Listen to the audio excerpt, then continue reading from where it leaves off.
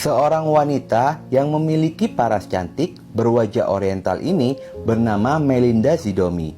Dia merupakan anak keempat dari 5 bersaudara, terlahir dari pasangan ayah bernama Waguru Zidomi dan ibunya bernama Simemi Bago, yang tinggal di desa Eho, wilayah Kepulauan Batu, Kabupaten Nias Selatan, Provinsi Sumatera Utara. Masa kecilnya mulai dari sekolah dasar hingga SMA dihabiskan di Sumatera Utara. Dan diketahui jika Melinda ini merupakan alumni SMA Negeri 1 Hibala yang lulus pada tahun 2013. Setelah itu, dia pun melanjutkan pendidikan di Sekolah Tinggi Teologi Injil Palembang dan berhasil meraih gelar STH atau Sarjana Teologi dari kampus di kota Palembang tersebut pada tanggal 25 Agustus 2018. Melinda sendiri dikenal memiliki pribadi yang baik, ramah dan penyuka anak kecil. Setelah lulus dari kuliah itu, dia pun sempat mengajar di gereja GKPA yang berada di Habiasan. Setelahnya, Melinda pun ditugaskan di gereja yang berlokasi di Sungai Baung, Ogan Komering Ilir untuk mengabdi di sana dan sudah berjalan selama 6 bulan. Dia pun memiliki ikatan dinas selama 2 tahun ke depan.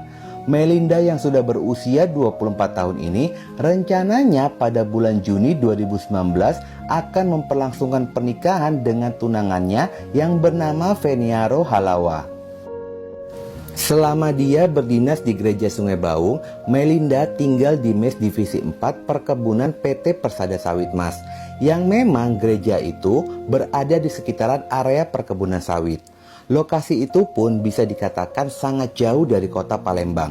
Untuk menuju ke sana harus menggunakan transportasi sungai berupa speedboat yang berada di dermaga Benteng Kuto, Besak, Palembang.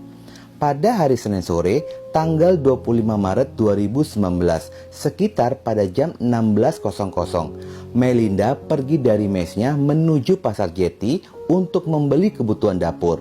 Dia pun menggunakan sepeda motor pergi bersama dengan anak berusia 11 tahun bernama Nita Pernawan yang merupakan jamaat gereja.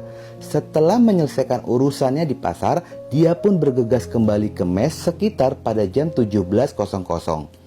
Pada saat di perjalanan itu, laju motornya pun terhenti di kawasan perkebunan sawit, tepatnya di sekitaran divisi 3. Hal itu pun dikarenakan adanya batang kayu balok yang menghalangi jalan. Pada saat itulah muncul 2 orang pria menggunakan topeng dan langsung menyergapnya, yang membuat Melinda dan Nita terjatuh dari motornya. Seketika itu pun kedua orang itu menjalankan tugas masing-masing. Satu orang langsung menggenggam lehernya Nita hingga membuat Nita pun tidak berdaya.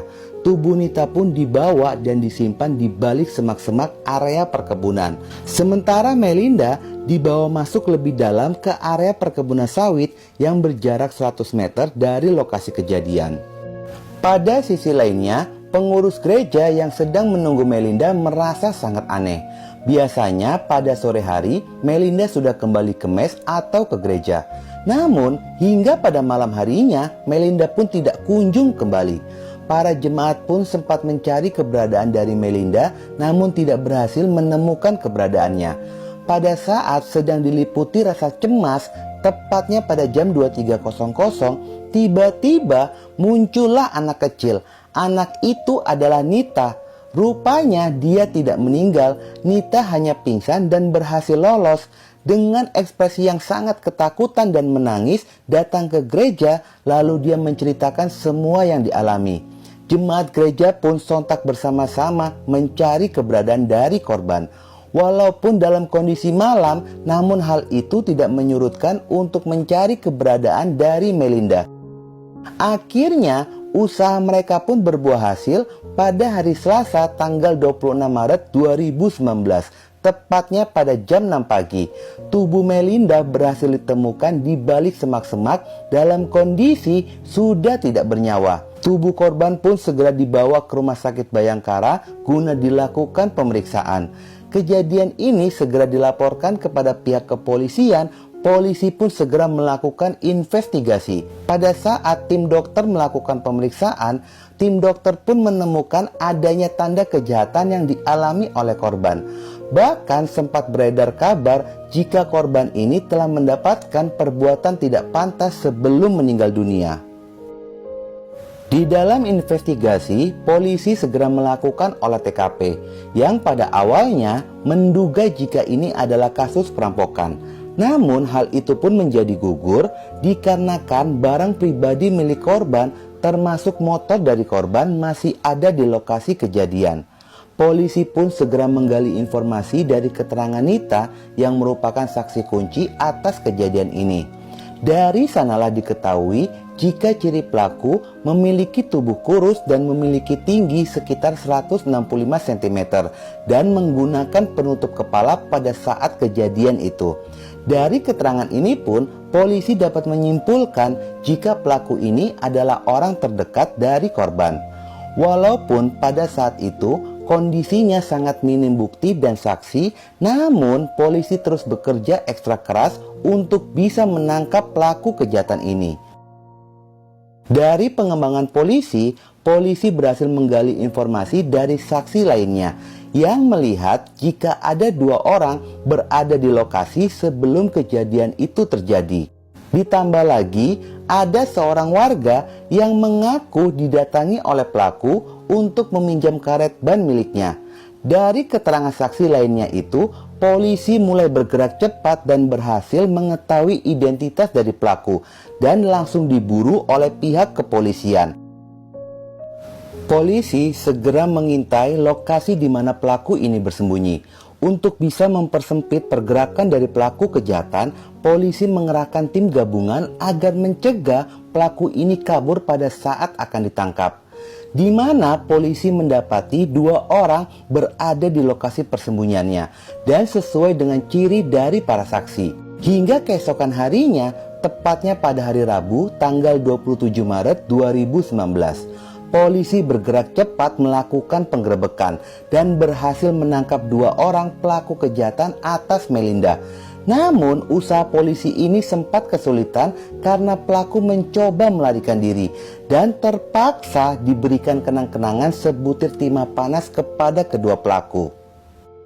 Kedua pelaku sempat menjalani perawatan di rumah sakit. Setelah kondisi mereka pulih, mereka pun segera diinterogasi oleh pihak kepolisian. Dan di dalam interogasinya, pelaku merupakan tetangga dari korban, di mana mereka ini sering bertemu dan melihat keseharian dari korban. Pelaku ini bernama Nang berusia 20 tahun dan Henry berusia 18 tahun.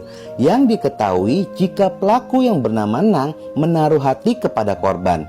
Awalnya pelaku pun hanya berani mencuri-curi pandang dari kejauhan. Namun semakin hari cintanya semakin membesar hingga dia pun memutuskan untuk menemui korban. Pada saat pelaku bertemu dengan korban, pelaku pun segera menyatakan cintanya. Tetapi cinta pelaku ini ditolak oleh korban dan terlontarlah kata-kata yang menyakiti hati dari pelaku. Pelaku pun menyimpan rasa sakit hati kepada korban, lalu dia mengajak Henry untuk melakukan aksinya. Selama seminggu, kedua pelaku ini menyusun rencana. Pelaku pun mengaku awalnya mereka hanya ingin melakukan perbuatan tidak pantas kepada korban. Tetapi saat akan diehem-ehem, korban mengatakan jika dia sedang datang bulan. Ditambah lagi, korban terus-menerus melawan yang membuat topengnya terbuka. Dan akhirnya korban pun mengenalinya. Pelaku sendiri menjadi panik sehingga demi bisa menutupi perbuatan jahatnya, pelaku memutuskan untuk menghilangkan nyawa dari korban dengan menggenggam korban. Setelah korban tidak bergerak, pelaku pun meninggalkannya di balik semak-semak perkebunan. Atas perbuatannya, kedua pelaku pun terjerat dengan pasal 340 KUHP tentang pembunuhan berencana. Kasus ini pun digelar di Pengadilan Negeri Kayu Agung. Pada hari Selasa tanggal 12 November 2019, majelis hakim menjatuhi vonis penjara seumur hidup kepada kedua pelaku. Guys, banyak kejadian yang terjadi, semua berawal dari perkataan yang menyakiti hati. Tetapi, apa yang dilakukan oleh pelaku ini sangat tidak bisa dibenarkan. Terlebih, korban adalah pendeta, seorang pemuka agama. Harusnya mereka ini lebih bisa respect terhadap hal itu. Oke guys, sekian dulu kisah hari ini. Dan jangan lupa ikuti terus video gua. Oke?